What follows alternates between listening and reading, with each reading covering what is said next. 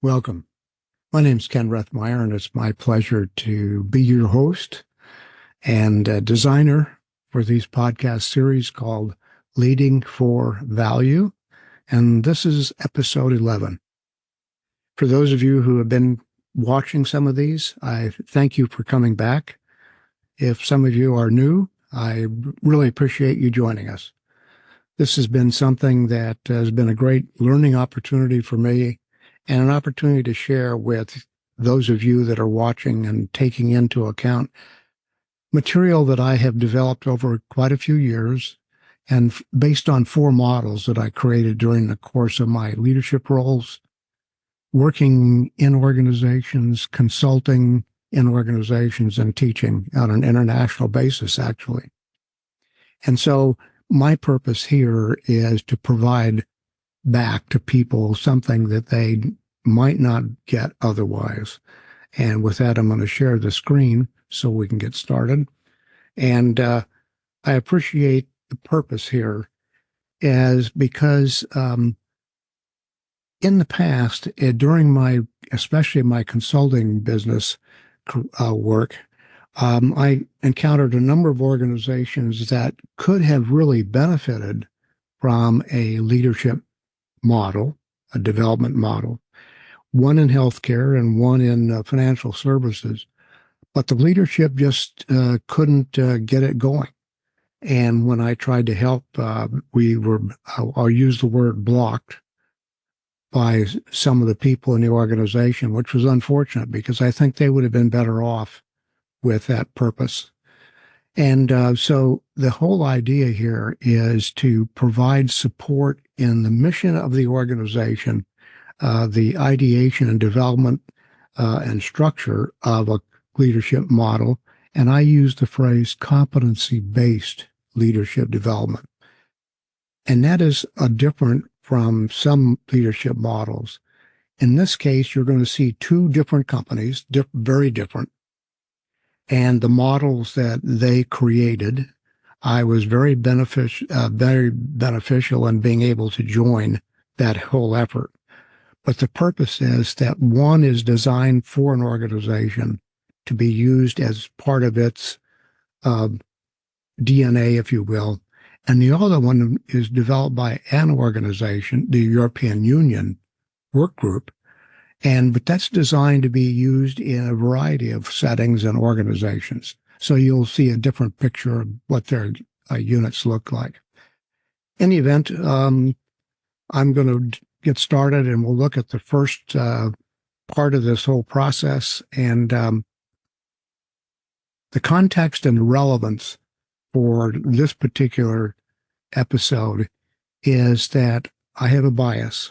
I believe organizations are better off, both economically as well as their business environment, when they have leadership development as part of their HR programs and everything in by it creates a culture that's different, and it sets up an opportunity to tell people very directly that we believe in you, and we want you to be part of this organization for a long time. But it begins with this whole idea as a great marketing tool for recruitment. It works well with onboarding because then you have new people coming into the organization. They can see what the potentials might be for them. And it's also a way to nurture one's career so that you see high-performing people. You want to get them more involved in a broader scale, more leadership responsibilities. It's a great way to do that, and especially with those high potential staff. And bottom line is we're looking for emerging leaders, and that's going to take place in future opportunities. So my own leadership experience and consulting, as well as the research I've done in this regard, says that with a sound operative leadership development process embedded in the organization, I will almost guarantee that you have an increased likelihood of sustained superior performance. Sustained superior performance because you have the right people in right leadership roles, and they're not totally dependent on the very top of the organization to make things work. So, three things that we're going to focus on: the why, the what, and the how. We're going to start with one of these two organizations. One is Wachovia, the old Wachovia, what we called the Blue Wachovia. And when I joined them at Bud Baker's request, the CEO at the time, to help them develop their leadership development programs, executive and mid-level, you can look at how old it was. I started in there in 1998. And at that time, believe it or not, since 1879 to 1998, they had only had 5 CEOs. I got to meet the last two, and John Medlin and Bud Baker. And that's an incredible record for an organization. You don't hear about that very much. So their leadership development process was designed for an internal application. Conversely, I was lucky to be included through a gracious invitation of Dr. Kasia Shabanowska at the Department of International Health at Maastricht University to help work with her and a series of people in healthcare, faculty members, researchers in healthcare. For the European Union, I was a contributing partner, and the product was a function of their lifelong learning program, which is very important and very effective. And in this case, we called it LEFI, Leadership for Public Health in Europe. So those are the two models that I'm going to describe. We'll go into some detail in each, and we'll just keep going forward. So why? Why have it? Again, some of this is repetitive. It allows for an expanded commitment and strength for growth and extraordinary performance. I guarantee it. When you have a permeation throughout the whole organization of all those leadership skills and talent, it's bound to work for your benefit. And the guy at the top doesn't have to worry about the day-to-day operations, or are we executing? I mentioned in one of the other podcasts, I was very privileged and lucky to meet Jack Welch while he was still CEO of GE at the time. And he said, my job is simple. I've got to find the guy or gal who's going to replace me. I have great talent. They're doing great work. So my job is focusing on the future and who's going to be in the succession plan to take my position. Very important concept. And also, to that extent, Jack saw, and I've seen it in organizations with active leadership development programs, that you do attract and hire outstanding talent because they see it. You know, we don't appreciate the informal network, if you will, and how people vision and view a company or an organization. It happens in healthcare, it happens in the legal industry, and it happens in financial services and the oil industry. I found that out when I was consulting with Starcon International. Same thing. The other thing that this whole concept does, it will drive creativity and innovation. And that's really important because, as we know in business, you're not going to continue to make the same products over and over again and sustain your growth in financial resources. So you need to be creative in developing a new line of business or new products or services, and that will make a difference. And that happens in healthcare. And that's where the creativity and innovation and the technological innovations has made a huge difference. I can guarantee that in one of the areas that I was a patient in joint replacement programs, big difference. And it really helps. And the other thing that's really important is for the leadership of an organization to tell their people, we believe in you. We trust you. We need your trust to be successful, but we really value who you are and what you bring to this organization. So we're going to help you in your own professional growth and your leadership journey. And it also prepares an organization more effectively to deal with turbulent times. If you think about what happened during the pandemic of COVID, it was devastating to a lot of different kinds of organizations. In healthcare, it drained key resources in every institution. And a lot of people retired, nurses quit working and left the environment. And now we're facing the consequences of that. So leadership development programs, as part of your process, as part of your organization, will go a long way in bringing the right people that you will inspire them to help you get things done. And my bias again is, if you're the leader, it's just the right thing to do. Now let's take a look at Wachovlia's framework. And this framework is based around the core values of the organization. And I want to give credit to Cambria Consulting and Ellen Kamata, who worked with me and Wachovlia to develop the model. And during our interviews with senior leaders and focus groups, we found that there were at least 4 key values that Wachovlia really appreciated. Centering on customers, that was number 1, without question. An example of that was, if you got a call during the day, it was expected you would return that call before the end of business. You don't go this, oh, I'm not calling back tomorrow. That wasn't the way it worked. And that was true all through the organization. Managing for business results. Bud Baker, who was the CEO, and his predecessor, John Medell, and everybody before them, always got the best talent. And there was a lot of churning, if you'll pardon that expression, in financial services at the time. So the leadership development framework helped Wachovlia try to do their best to keep the right people. So that led to leading people and recognizing that you may produce a product or a service, but the people in your organizations are the value propositions that get the work done. And that's really important. And what we did discover was Wachovlia was risk averse.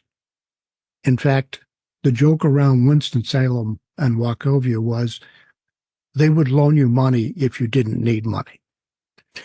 In other words, they were risk averse. So we got them thinking about how innovation and taking risk would help them in their business growth, so forth. And that then became a critical part of the whole model.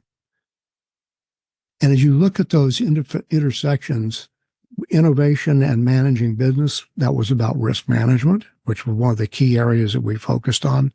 Strategic agility, meaning you have to be effective and be able to adapt to the environment you're in and do it quickly in order to survive. And one of the things that Wachovlia did, which was very, very intriguing and it paid off in long term, was developing a wealth management line of business. North Carolina and the South region was the fastest growing wealth populations in the United States. And Wachovlia took advantage of that and started a new business line. And then relation management, leading people on the inside and centering on customers on the outside. So that was the framework, the value framework that developed the framework for the architecture of the program that Ellen and I and a senior leadership team were able to create. And by the way, you don't have to copy all this down. I'm going to create a PDF that will have all these pictures and the various diagrams that are appropriate on a PDF. And I will attach those when I publish this podcast. But you can see the components hit everything from leadership to assessment model. We used a 360. And the 360, for those people who came into the program, the educational part of the program at University of North Carolina in Chapel Hill, we used a 360. That is, the individual, their boss doing an evaluation, they did a self-assessment, the people reporting to them did a self-assessment, and their peers, horizontal. Interesting thing we found, the most challenging and critical people, and being honest, were your peers. And we learned that our people who came through the program got a lot of insight in what they needed to focus on or could leverage, if you will, by that model. And then there's development and career planning. We built that into the HR program, and you can see that going through the corporate level right down to the line of business, succession and organizational planning, and then education and training, and we'll get into that in a little bit. So in any event, in this case, how did we do it? We integrated everything in human resources. We partnered with the University of North Carolina School of Business. Linda Bowen was our contact there. They did a great job for us, and we developed a program, typically having 35 participants at a time. And we linked up one faculty member with one senior executive for that particular module, and it really worked well. So the faculty member's responsibility was to do the academic piece of showing how this part of your leadership development academically shows value for the organization. And then the senior executive's role were to be sort of the folks on the sidelines doing the color commentary, showing how that particular academic piece fits within our current role at Wachovia and what we want to do for the future. And as I mentioned before, it was then embedded into the succession planning process. And I can tell you that two of those participants in the education program went on to very high levels in the organization. So the other component, which is really important, and it reinforced for Wachovia, this is a team business. You're not individuals. You're not a consultant on your own. You're working with other members. And we discovered through some very interesting work and innovation and creativity, which I'll talk about in that section, that episode, that really paid off financially. And then the other thing is, again, Wachovia's commitment to their outstanding performers. And the other piece that's really critical for that program, as any leadership development program, is executive coaching. You're not an A6 pilot. You're not doing a touch and go. But leadership development is an ongoing thing, and we made sure that everybody, when they left the program at UNC, they got right into having an executive coach for 6 months. Very important. Now, let's turn our attention to the European Union. Again, I was very fortunate to be invited by Dr. Kasia Shabanowska, who was at that time the head of the global leadership of Europe and public health. And she invited me to be a contributing partner and worked with this group of highly talented, very, very effective folks in faculty positions, healthcare development positions, practitioners, so forth. And this is the model, and we called them domains. And under each one of those, so for systems thinking, there were a series of behaviors that represented the best of what we wanted to see. And those would change periodically. And the one that I added, because of the nature of the model, was the global values leadership. The product that was produced was not going to be used just by one organization, but would hopefully be used by a number of organizations across Europe as well as elsewhere. And it didn't just restrict itself to healthcare, by the way.